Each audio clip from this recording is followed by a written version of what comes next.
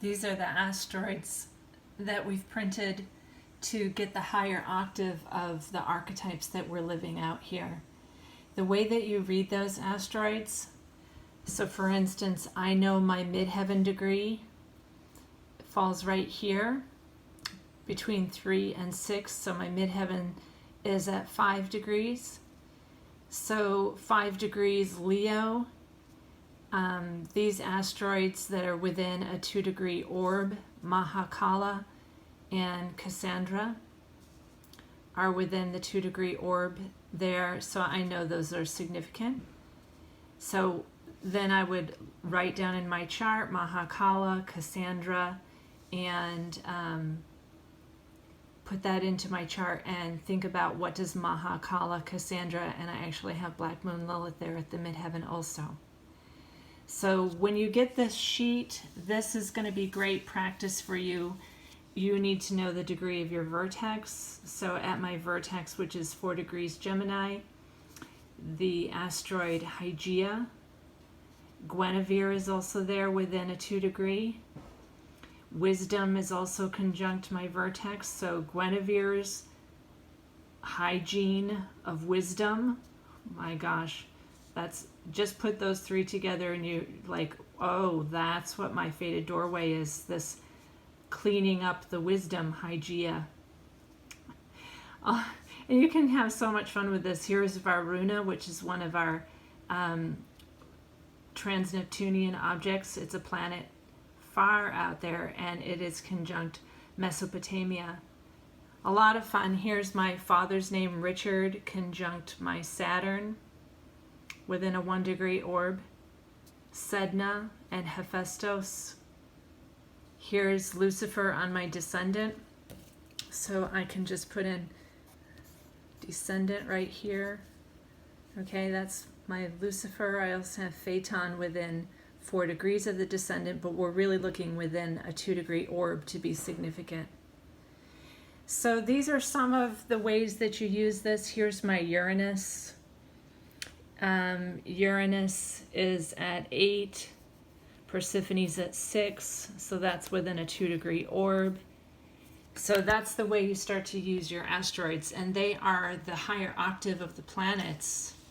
They're the broken bits of Tiamat, and they are what we are living out. So you can see my ascendant is right here at 29 degrees, and I have to know that my ascendant's at 29 degrees, and I have Jupiter is there at 28, but then I also have Christine and Eros, and I just figured out, I mean, I had these asteroids printed back in 2013 when I got the program from Mark Pottinger, but I just figured out Christine is also like the feminine name of the Christed one. So I'll take that. Anyways, I want to show you how you are going to work with these. So this is a chart with asteroids, and I'm going to show you that you will find your degrees. So we have Helena at the ascendant, Medusa conjunct Mars, Gilgamesh conjunct Uranus. What I want you to do is pick out some of the asteroid names that make sense to you. They might be personal names like Richter or James, okay? Or they could be more like Merlin conjunct the moon within a 2-degree orb. Here's on the descendant, very interesting, Moira, one of the fates, encounters that are fated.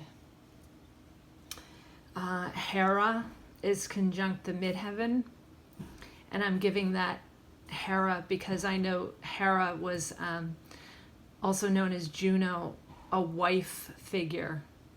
So that one struck me because I know this person's personal details. But what really struck me was Persephone at 29.9. So sitting right here between the Sun at 28 and the Venus at 29.21 is Persephone. So whatever asteroid is conjunct your Sun, this is a major archetype that you're living out. And I have Persephone and Proserpina both in my first house, so I know this archetype really well. Just looking over here, interesting the asteroid Virginia, and this person was born in West Virginia. Sophia is at the south node. So what I did is I just really quickly, this is a super quick chart reading for you to understand how you are going to start to apply these asteroids. So I've written 2 different pages about Persephone and the highest possible aspect of what Persephone would be as an archetype that you might be living out, and how you can use that archetype. Now this is a natal chart, and in the natal chart we can see that Pluto is retrograde. Many of the planets are retrograde. Pluto's retrograde, Jupiter's retrograde, Neptune's retrograde, Saturn's retrograde. So a lot of this energy in retrograde, okay, between the 2nd and the 5th house. And then what I did to pull this all together to see where this person is now with her Persephone is I ran a progression. So a progressed chart is your natal chart moving forward 1 day in the ephemeris for every year that you are on the planet. So this person was born with a Aries sun, and now they have a Gemini sun. And the way that I would read that is now she really is needing to communicate with this Gemini sun. But what I really noticed was that Pluto is now direct in her chart. So that's amazing, because when you're born with Pluto retrograde, it takes sometimes a very long time for Pluto to go direct. And Pluto is directly related to the myth and story of Persephone.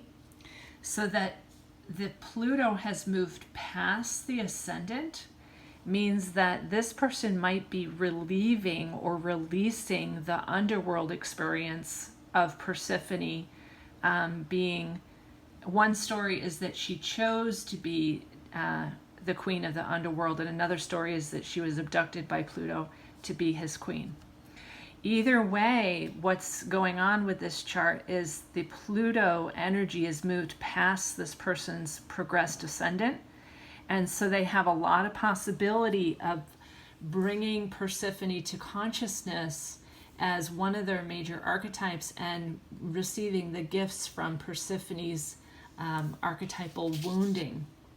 So let's just look at some of this story, and maybe I should really do this with I think what I'll do is I'll do this with Lindsay, and I'll read this whole story of Persephone, because what I want you to do with each of the myths is I want you to find out your major myth or several of your major myths, you know, certainly. So for instance, Helena, who is Persephone, let's see what's at the moon, who is Merlin or Astarte. Find out what your major myths are. Here's Moira on the descendant, and write a couple of pages for me on what is the highest potential of this archetype and how you have lived this out. And I will go into, Demetra George is always a fabulous person to refer to in either her Asteroid Astrology book or her book called Finding Our Way Through the Dark is another great book. And then you can look on websites and find out, you know, who was Persephone in the mystery initiation schools, and what is her major role here, and what archetype are we living out. So I'll stop there for now. You're going to be getting these in the mail. Lindsay has printed those out. I just wanted to show you how to find your points, your vertex, your descendant, your vertex, your ascendant, and those, there's the south node, things that are conjunct Pluto. So here I have Delphine conjunct Pluto. So major conjunctions within 2 degrees of ascendant, midheaven, north node, south node, and the major planets. Okay, loves? Have fun with that. We'll see you soon.